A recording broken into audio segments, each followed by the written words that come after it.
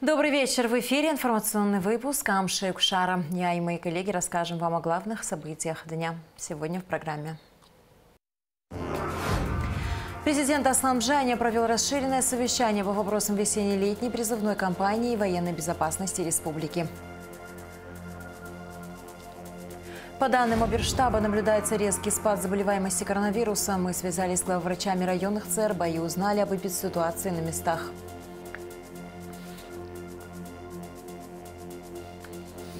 В Абхазию приехал выдающийся футболист, заслуженный мастер спорта, олимпийский чемпион, вице-президент Российского футбольного союза Никита Симонян. В Сухуми завершается реконструкция олимпийского бассейна, который не функционировал 30 лет.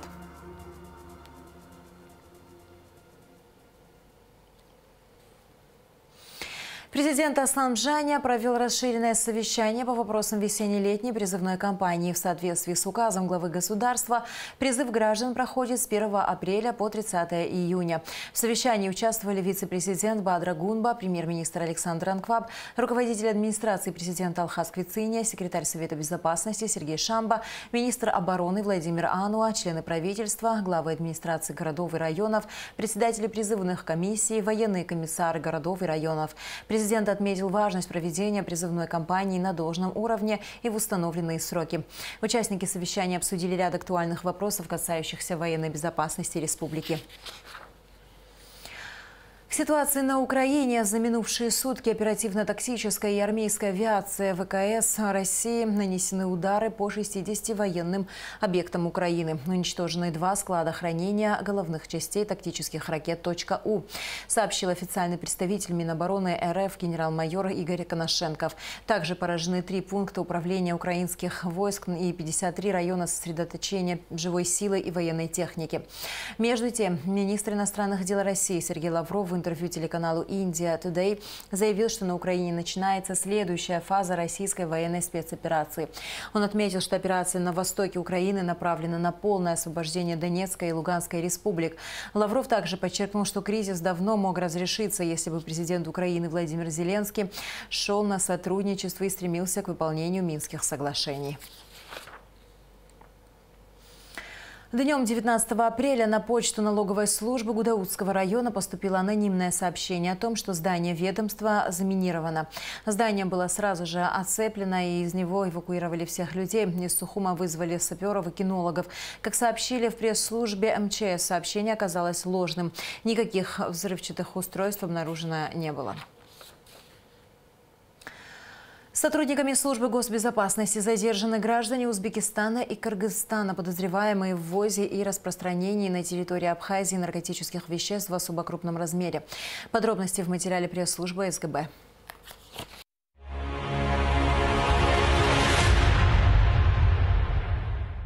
13 апреля 2022 года в ходе реализации оперативной информации сотрудниками Службы государственной безопасности Республики Абхазия совместно с сотрудниками УКОН МВД Республики Абхазия по подозрению в незаконном приобретении, хранении и сбыте наркотических средств путем так называемых тайных закладок на территории Республики Абхазия в городе Сухум по улице Сахарова были задержаны 2 граждан Узбекистана – Турсункулов Камран Мирзо, 2000 года рождения, и Усмонов Саидулимхан, 1999 года рождения. В ходе проведения личного досмотра в присутствии понятых и переводчика у гражданина Усмонова были при себе запрещенные в гражданском обороте Республики Абхазия наркотические и психотропные вещества. Усмонов пояснил, что он осуществляет на территории Республики Абхазия тайные закладки, за что получает денежное вознаграждение. Усмонов и Турсунктулов пояснили, что на территории города Сухум они совместно осуществили примерно 150 тайных закладок.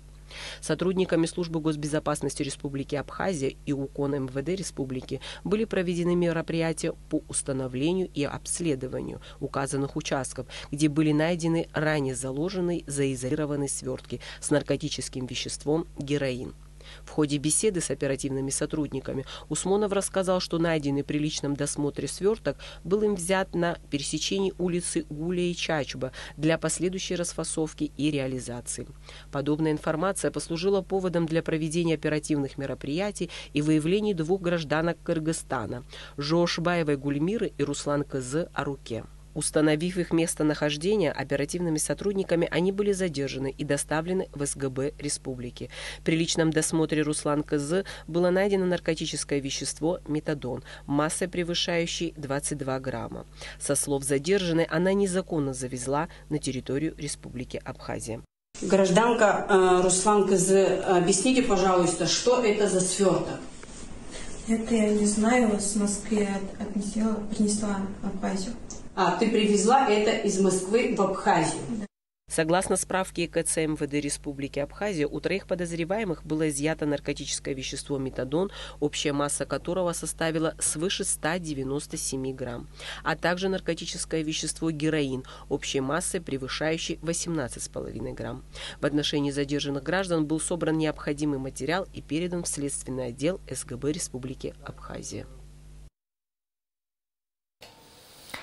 Председатель Совета Федерации Федерального собрания России Валентина Матвиенко поздравила Лашу Ашуба с избранием на пост спикера Народного собрания Абхазии. Рассматривая межпарламентское сотрудничество как важную составляющую двусторонних отношений, уверена, что эффективная совместная работа законодателей наших стран будет и впредь способствовать развитию взаимовыгодного партнерства в экономической, социальной и культурной гуманитарной сферах, говорится в поздравлении Валентины Матвиенко. С избранием на пост спикера Народного собрания Абхазии Лашу Ашуба также поздравил председатель Национального собрания Республики Арцах Артур Товмасян. Убежден, что на столь высоком посту вы внесете неоценимый вклад в укрепление и расширение традиционно дружественных отношений между нашими братскими республиками, в том числе и в развитии межпарламентских связей между Арцахом и Абсне, отмечается в поздравлении. К другим новостям. По сообщению оперативного штаба по защите населения от коронавируса на 18 апреля общее число выявленных заболевших коронавирусом в Абхазии составляет 53 596 человек. Зарегистрировано 682 летальных случая. Более 52 тысяч выздоровели. Мы связались по телефону с главврачами районных ЦРБ и узнали об эпидситуации на местах. Репортаж Налики Трапш. В Корчанском районе эпидситуация стабильная. Наблюдается резкий спад заболеваемости. ПЦР подтвержденных ковид-больных за апрель месяц только 15 человек. На данный момент на амбулаторном лечении находится 5 пациентов. На стационарном 1 пациент, который готовится к выписке. Мы работаем до 1 мая. Мы принимаем всех температурящих пациентов именно в ковид-отделении. Проводим по необходимости ПЦР-анализы на ковид и в основном экспресс-тесты. То есть мы работаем также 1 числа, уже к 1 мая мы готовимся полностью закрыть отделение, провести санобработку. Будем смотреть дальше, какая будет эпидситуация. По словам главврача Чумчирской ЦРБ Мадонны Кишмари, в районе также наблюдается резкий спад заболеваемости коронавирусной инфекции. Буквально сегодня из стационара выписали последнего выздоровевшего пациента. Амбулаторно обращаются люди с разными заболеваниями. Среди них есть пациенты с простудными заболеваниями. Их отправляют на ПЦР-тест. В день около 6-8 человек. Из них у 1-2 ковид подтверждается, но течение болезни легкое. Такого у нас еще никогда не было, что вот совсем как сейчас, вот эту неделю, практически мало обращаются людей, мало среди них положительных, но есть. Во время коронавирусной инфекции была задействована почти вся команда медицинская наша. То есть все медработники были задействованы в работе борьбы против коронавирусной инфекции. Там кто-то работал в стационаре, кто-то вел амбулаторную работу, кто-то выезжал по домам и так далее. Это все те наши люди, которые у нас работали. И сейчас они вернулись на свои же места по штату, который они занимали до пандемии. Так что у нас пришлых людей не было. Те, кто был, те и работают, продолжают работать. В Гудаутской ЦРБ в стационаре лечение проходит 5 ковид-подтвержденных больных. Из них 1 пациент находится в реанимации. По словам главврача Хаджарата Шамба, пациенты в основном пожилого возраста с сопутствующими заболеваниями, но и их уже готовят к выписке. Количество и амбулаторных больных уменьшилось. И по результатам ПЦР-диагностики по району мы видим, во-первых, уменьшилось количество заборов, и уже все чаще приходит отрицательный положительный результат у всех пациентов. У кого подозревали ковид, реже встречается положительный ПЦР-тест. В стационаре Гагрской ЦРБ в настоящее время нет ни одного ковид-пациента, но амбулаторные больные все же есть. В районе их порядка 20 человек. Болезнь протекает в легкой форме. Из 10-15 человек, сдавших ПЦР-тест, ковид подтверждается у 1-2. В целом в Гагрском районе болезнь идет на спад. С 1 мая ковид-отделение в ЦРБ будет закрыто. А в Сухумской инфекционной больнице вот уже больше недели как выписали последнего пациента. В настоящее время в отделении все палаты убраны. Медперсонал занимается дезинфекцией и обработкой помещений. Медсестры ведут статистический подсчет истории болезней пациентов. Поэтому они пока что в соответствующей одежде. Обращаемость амбулаторная есть какие, но это очень мало, мизерно по сравнению с той работой, которую мы проводили в этой больнице. В данный момент отделение закрыто, она обрабатывается пока нашими силами, потом должна санэпидстанция подключиться, она уже будет обрабатывать это на высшем уровне. С 1 мая ковидное отделение Сухумской инфекционной больницы будет переведено в обычный режим работы. Алика Трапш, Алексея Гухава, Абхазское телевидение. Премьер-министр Александр Анкваб обсудил с вице-премьерами правительства проект постановления, направленного на исключение фактов незаконного совмещения работниками бюджетной сферы, получающими доплаты к зарплате по программе софинансирования средств бюджета России, штатных ставок в подведомственных министерствах и госучреждениях. Александр Анкваб потребовал в сжатые сроки доработать документ, предусматривающий исчерпывающие меры по недопущению незаконного совместительства, и представить его на утверждение Кабмина. При этом неисполнение решения правительство неизбежно повлечет за собой персональную ответственность руководителей госучреждений, получателей средств по программе софинансирования заработной платы. В противном случае эта программа будет сокращена. Указом президента Аслана Бжани Нарсу Усангулия назначен исполняющим обязанности председателя Госкомитета по стандартам потребительскому и техническому надзору. Указом президента Галус Трапезанян освобожден от должности председателя Госкомитета в связи с избранием депутатом парламента Абхазии. В Абхазию приехал выдающийся футболист, заслуженный мастер спорта, заслуженный тренер СССР и России, олимпийский чемпион, вице-президент Российского футбольного союза Никита Симонян. Именитого спортсмена принял президент Аслан Бжани. Во встрече также участвовали руководитель администрации президента Алхаз Квициня, первый вице-премьер-министр сельского хозяйства Беслан Джопуа, председатель Госкомитета по делам и молодежи и спорту Джемал Губаз, президент ФФА Тараш Хагба. Отметив выдающиеся спортивные достижения Никиты Павловича и его весомый вклад в развитие футбола Абхазии, пропаганду физической культуры и спорта, Аслан Бжани наградил Никиту Симоняна орденом Ахзапша второй степени и подарил абхазский нож. Вы на самом деле в силу разных причин, ваших личных трудов прежде всего, и того возраста являетесь легендарным человеком. Я хочу пожелать вам крепкого здоровья. Будем просить Всевышнего, чтобы ваш столетний юбилей мы отметили здесь, на родине, в Абхазии. Это будет очень красивый праздник. Я уверен в том, что вот таким еще более широким составом мы это мероприятие отметим. Большое вам спасибо за то, что вы есть. Большое вам спасибо за все то доброе, что вы сделали для многих поколений нашего государства. Добро пожаловать. Для меня большая честь приехать. Вот я родился и не в Абхазии. Я знаю, в Армавире вы родились. Я родился в Армавире. Но я считаю, конечно, родиной своей Абхазию. Вот, где, в общем-то, состоялось мое детство и мое юношество. И, в общем-то, и здесь я фактически познал, что такое футбольный мяч, что такое футбол вообще. Вот, конечно, вот многое подчеркну от того, что особенно в военное время сюда приезжали команды мастеров, это и ЦДК, и Динамо Москва, и профсоюзы там и так далее. Ну, не говоря, конечно, и от соседей Тбилисского Динамо. Вот. Поэтому, конечно же, я всегда желал процветания Республики Абхазия. Спасибо. Да, и благополучия во всех отношениях. Конечно, это хоть как бы мало или не мало, но это моя родина.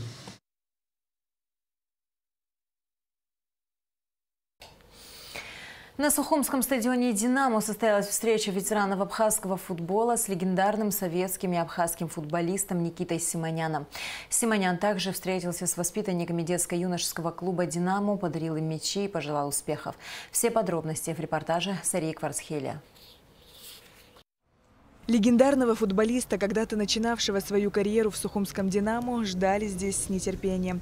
Несколько золотых поколений абхазского футбола и юные динамовцы выстроились в линию. Приветствуя гостя, председатель Государственного комитета по делам молодежи и спорта Джамал Губаз преподнес Никите Симоняну памятный подарок. 2500 лет Сухуми, вот 2500, да. Такая монетка серебряная, банковская для вас. Спасибо большое, что вы к нам в гости приехали. Спасибо вам. Значит, будет в музее Спартака. Это вам лично, а там вы как скажете. Там я туда его, конечно. На этом подарки не закончились. Ветеран футбола Беслан Нанба вручил Никите Симоняну символ мудрости – алабащу. Он сделан из акации, и здесь, значит, рог буйвола. Рог буйвола. Серебро. Необычно, что мы вам вручаем это, значит, на стадионе, где вы начинали играть, Никита Павлович. Да. Единственное, значит, спортивная футбольная общественность просит, чтобы на 100-летие мы вот в таком же составе, естественно, здесь справили вам 100 лет. Насколько это возможно будет, зависит от вас. Мы будем рады видеть. Здоровья вам, благополучия. Да, спасибо. Спасибо большое. Спасибо.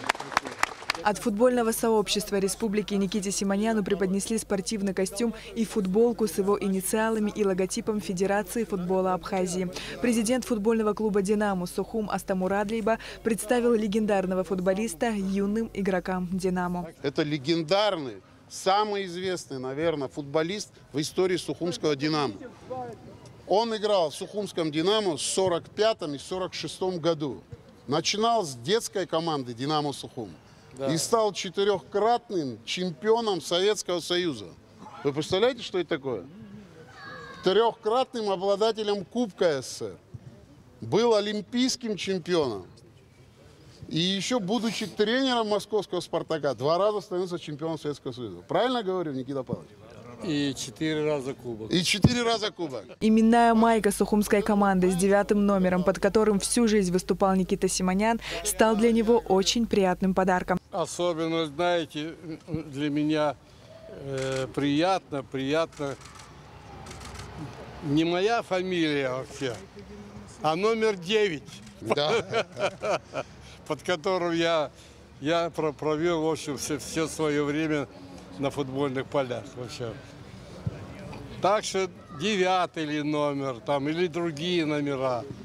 Главное, дорогие мои ребята, чтобы вы достигли мастерства, чтобы вы, главное, любили бы мяч футбольный, любили бы футбол. И он, я абсолютно уверен, что ответит вам тем же самым, большим мастерством. И вам даст дорогу большой футбол. Никита Павлович пожелал юным динамовцам удачи и отметил, что когда он был в их возрасте, любовь к футболу уже была безгранична. Однако его отец категорично относился к выбору сына, препятствовал, отговаривал, но любовь к футболу взяла верх. Попытки отца были безуспешны. Техника владения мячом и дальше развитие футбольного интеллекта – это главные качества. Ну, конечно, там и физическая подготовка, скоростная там, и так далее, само собой. Но тем не менее, техника, техническое оснащение, вот, и, конечно, и мысль футбольная, она крайне необходима. Без этого, в общем-то, успехов не добьешься. Для любителей футбола Никита Симонян ассоциируется с московским «Спартаком», в составе которого он добился наивысших результатов. В клубе он выступал на протяжении 10 лет, затем возглавлял команду в роли тренера. Со «Спартаком» Никита Симонян выиграл 6 чемпионатов и 5 кубков СССР. Стал лучшим бомбардиром команды всех времен. Никита Павлович, уроженец Абхазии, Сухум. Он начинал отсюда, в Сухуме играл. Его родители здесь покоятся, здесь это его молодость. И для нас, как бывших игроков, ну, правда, другой плеяды, для нас это огромная честь, что Никита Павлович приехал сюда. Для меня лично и моих коллег здесь разные возраста, которые мы гордимся с такой личностью, что присутствует. Я много про него читал. Это человек, который, легенда. И интересный человек, с ним просто общаться – это одно удовольствие. То есть для нас это как праздник сегодня. Мы пришли сюда, игроки, мастера спорта международного класса, там, и так далее. Мы все пришли поприветствовать его. Когда был чемпионат СССР, «Динамо» Сухуми, он многое сделал, чтобы мы играли во второй лиге для выхода в первую лигу. И его мировой и международный авторитет, и сегодня тоже, он только уже этим нам помогал, нашей команде и нашей стране. Несмотря на то, что Симонян уехал в Москву еще в 40-е годы, он сохраняет связь с Абхазией. Здесь его не забывают и всегда ждут. Сария Кварацхеля, Михаил Братухин, Абхазское телевидение. Министр культуры Абхазии Даур Ковю встретился с министром культуры и туризма Московской области Еленой Харламовой. Как сообщает пресс-служба Минкульта, обсуждались вопросы реализации проектов в сфере культуры и совместные планы. Была подчеркнута важность взаимодействия между Абхазией и Подмосковьем для развития культурных и туристических связей. Речь шла об организации концертов творческих коллективов в Абхазии и Подмосковье, о перспективах развития гастрономического туризма. В Сухуме завершается реконструкция Олимпийского бассейна, который не функционировал 30 лет. Объект планируют открыть к началу лета. Репортаж Эсмы Голландзе. Открытие этого бассейна ждали давно. Его строительство началось в советские годы, а запущен он был в 1980 году к Олимпийским играм в Москве. Во время Отечественной войны народа Абхазии объект пострадал и с тех пор не функционировал. В 2007 году столичная администрация сдала бассейн в аренду фирме «Аквастройинвест». На сегодняшний день ремонтно-восстановительные работы здесь практически завершены. Бассейн был сломан посередине, и то есть очень много времени отняло у нас, во-первых, исследование, во-вторых, ремонт вот этой трещины. Так практически ничего не было, кроме бетона здесь. Внешние работы практически уже завершены. Вот осталось чуть-чуть плитки, там видите, вот лоток. Вот этот закончим. Дальше и на заключительной стадии внутренние работы. Бассейн предназначен как для учебно-тренировочных занятий, так и для спортивных соревнований. Объект соответствует олимпийским стандартам. Его ширина 20 метров, длина 50, глубина доходит до 2,5 метров. В бассейне 8 плавательных дорожек с пресной водой. За исключением социальных категорий граждан, посещение бассейна будет платным. Мы планируем, чтобы школьники плавали, чтобы люди с какими-то спинными травмами плавали. Мы сделали вход для инвалидов, то есть для того, чтобы коляски могли заезжать. Лифта пока нет, но в дальнейшем планируем. То есть инвалид заехал, его опустили плавно, он плавает. На данный момент бассейн не оснащен подогревом и, соответственно, сможет функционировать только в летнее время года, пока вода нагревается естественным путем. По расчетам сочинских специалистов нам здесь нужно 780 киловатт. Но есть альтернативная идея поставить солнечные батареи, не знаю, то есть это все надо считать. Конечно, нужно сделать его обогреваемым в дальнейшем. В этом сезоне вряд ли, я так видя, уже через месяц можно будет плавать, видя динамику. Я думаю, в этом сезоне будем плавать в подогретом солнышком бассейне, а дальше уже посмотрим. Чтобы бассейн работал зимой, необходимо решить вопрос с подогревом. Для этого объект надо обеспечить электроэнергией в необходимом объеме. Необходимая потребность для функционирования этого бассейна составляет порядка 1 мегаватта мощности. На сегодняшний день сети и трансформаторные подстанции, которые там расположены, и кабельное хозяйство не позволяют подключить дополнительную такую мощность. В случае подключения такой мощности у нас появятся очень большие проблемы в наших сетях. Понимаем важность, понимаем необходимость функционирования этого бассейна. Более того, что он и такую историческую имеет собой нагрузку. Это технически решали. Я думаю, это совместно с представителями, в смысле с Черноморэнерго и СУЭС, надо разработать технический решение принять и потом выполнить. Открытие бассейна планируется к 1 июня. Хочется надеяться на то, что жители и гости столицы смогут поплавать не только летом, когда в нашем распоряжении море, но еще и зимой. Эсма Гуланзе, Арина Гухава, Абхазское телевидение. И в завершении выпуска о погоде. По сообщению Гидрометцентра, в среду 20 апреля на территории Абхазии ожидается облачная с прояснениями погода, умеренный дождь, переходящий в ливневый дождь с грозой и порывистым ветром. Местами туман. Температура воздуха ночью 7-12, днем 6-11 градусов. Температура морской воды 11 градусов.